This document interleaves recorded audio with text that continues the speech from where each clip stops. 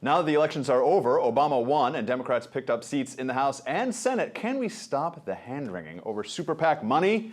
I'm Alan Barton. Stay tuned for the front page.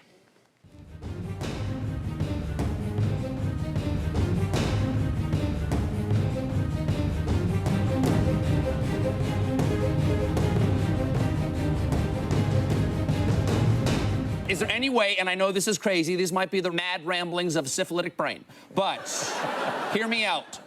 Can I somehow give the money to myself and thereby hide it forever from all eyes and use it in the way that I wish? Actually, you can. All right, that was Stephen Colbert earlier this month, continuing his ongoing civics and legal lesson on super PACs and campaign financing.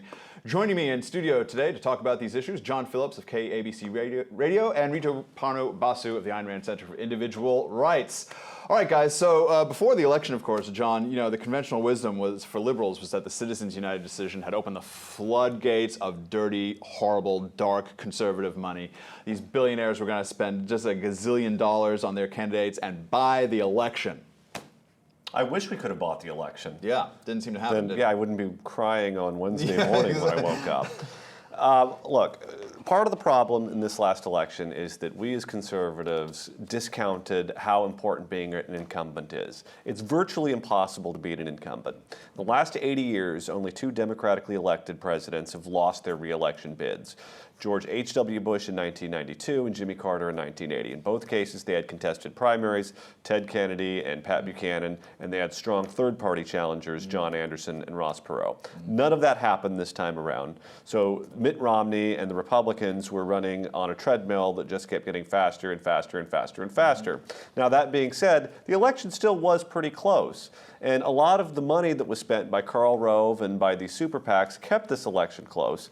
But the incumbent, Barack Obama, was heavily favored from the get-go. You know, a lot of people talked about, you know, they spent $6 billion on this election and pretty much ended up with the same alignment of political forces that they had the day before the election.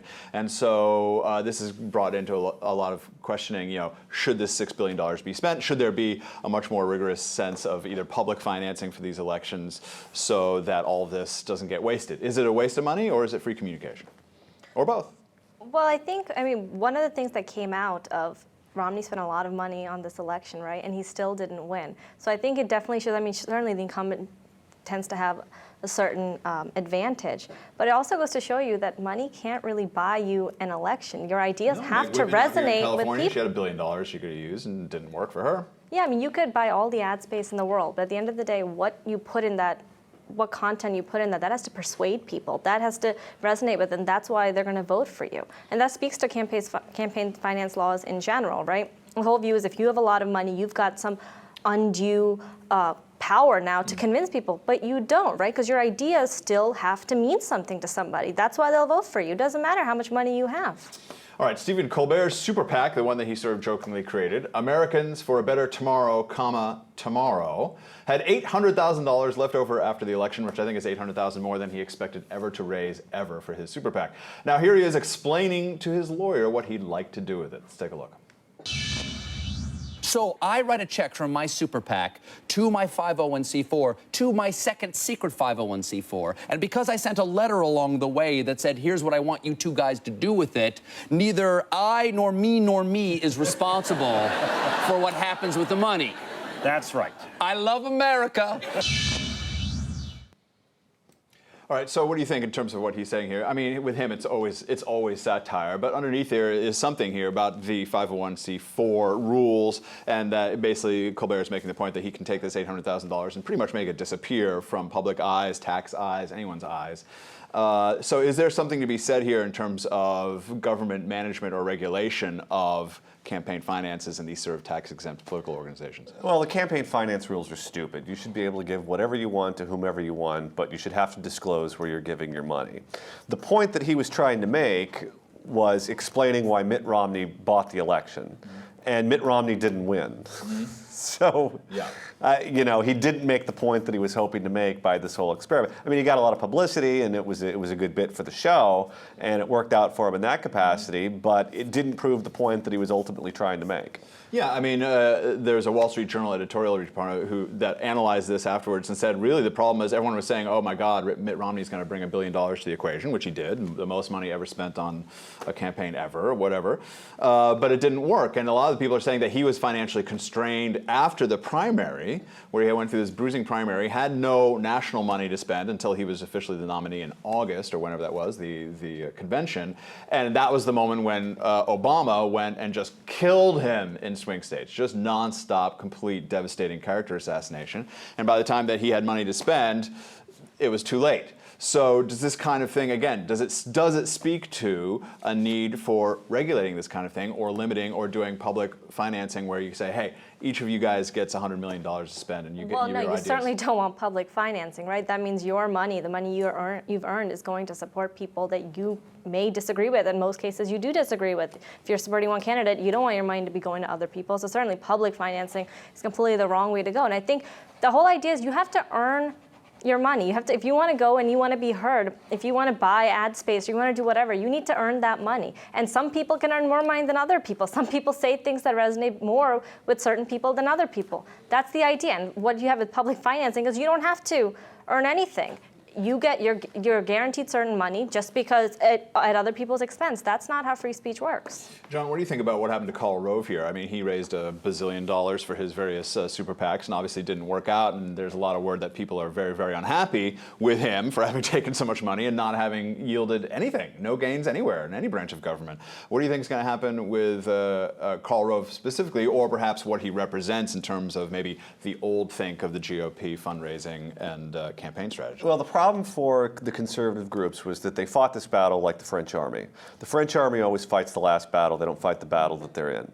And the rules of the game changed this time around. Barack Obama had new science. They had new abilities to micro-target voters. There was just a big piece on this in the LA Times, how they would take your magazine subscriptions, and they would take what you told people that knocked at your door, and they would take what you told people that called you on the phone. And they would take all that data, and they had mathematical equations, and they could predict who was a soft supporter, who they could lean on to get to vote, who was going to vote for Romney, who they needed to suppress. You know, everything that you could ever want in a campaign in terms of data, they had.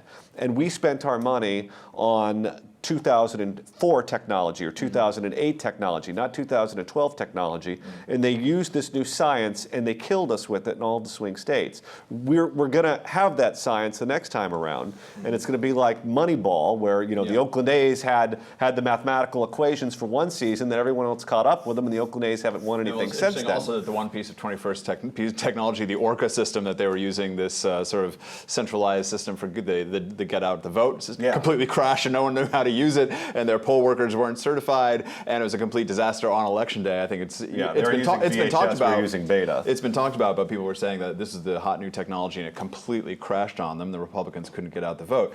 I want to press you a little bit, Ritu, on the idea of the inherent corruption of a system that requires essentially now $1 billion to run for president, and that if you need $1 billion to run for president, which is, yes, it's voluntary, but that's what you need. It's necessarily, absolute funding corrupts absolutely in a way that good people who could run for office are not running for office because they don't want to get into the mix of having to deal with that much money, raise that much money. And so as a result, because there's so much money in the system, it is forwarding weak candidates, but people who are highly effective at that one thing. Is this good for the Republic?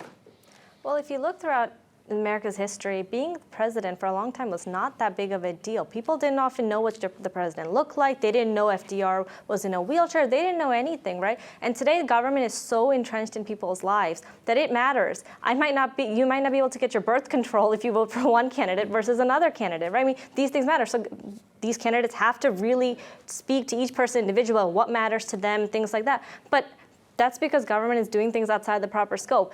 If you had a candidate running on the principles of the Constitution, that you have a right to your life, liberty, property, pursuit of happiness, and I, as a president, am going to create a system that does those sorts of things, you wouldn't have to spend that much money currying favors and doing all sorts of things. John, what do you think here? I mean, she's basically saying, like, if the ideas are right and they matter and they communicate to the populace, it won't matter that you need to raise so much money. What do you think of that versus sort of the argument that so much money is keeping the best people and the best thinkers out of politics? Well, I don't think that we spend too much money on politics. If you look at it in terms of, just a piece of the pie of what we spend on everything else, we don't spend enough. I mean, how many people ran for president in the Republican primary? 7, 8 legitimate candidates, with people with a chance of actually winning the nomination. How much money does Coke spend on marketing? How much money does Pepsi and McDonald's and So you're saying the Fortune broad 500 context in companies? terms of the U.S., the size of the U.S. economy, we don't spend that much money on politics. That elections per the election spending per GDP is a fraction of, that we don't need to look at $6 billion and spaz out about $6 billion. All right, interesting conversation. That's all the time we have. Thanks for being here. For John and Rita Parno, I'm Alan Barton. You've been watching Front Page.